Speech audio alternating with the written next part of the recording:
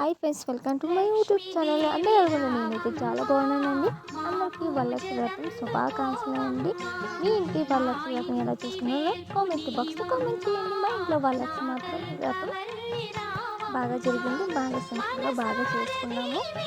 నేను ఒక్కదాన్ని మాకు సాయం చేయలేను కాబట్టి మా హస్బెండ్ హెల్ప్ తీసుకున్నాను, మా అత్తగారు హెల్ప్ కూడా తీసుకున్నారన్నమాట. వాళ్ళిద్దరూ హెల్ప్ చేయడం వల్ల నా పూజ మాత్రం బాగా జరిగింది అన్నమాట. మార్నింగ్ 3కి లేచి ఇల్లంతా శుభ్రం చేసేసాను ఫ్రెండ్స్.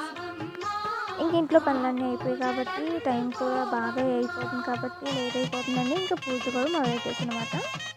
మొక్కకి పూజ చేసేసి ఇంక ఇంట్లో కూడా మామిడిగడ్డలో ఫోటోలకి దండం పెట్టేసి పూజ చేసి ఇంకా అమ్మవారి తయారు చేయాలి కాబట్టి ఇంకా మాకు ప్లేస్ పెద్దది లేదు కాబట్టి కొంచెం అలా చేస్తామంట. ఇంటికాడ కొంచెం ఉండి శుభ్రం చేసేస్తామంట.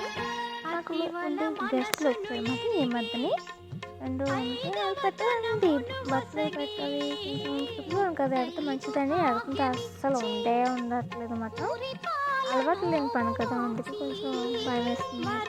ఎలాగైనా టైం అయిపోతుంది కాబట్టి ఇంకా లోపలికి వచ్చేసి కలసాన్ని రెడీ చేసేస్తున్నాను అన్నమాట. ఇంకా నేను మా హస్బెండ్ ఏమో మామిడి కొమ్మలు అష్టాకులు తేవడానికి వెళ్ళాడు, మా అత్తయ్య గారు ఏమొచ్చి వంట చేయడానికి చేస్తామన్నమాట. ఈ మాత్రం ఇంకా టైం అయిపోతుంది కాబట్టి పూజ అంతా ఈజీగా చేసేస్తాం అన్నమాట.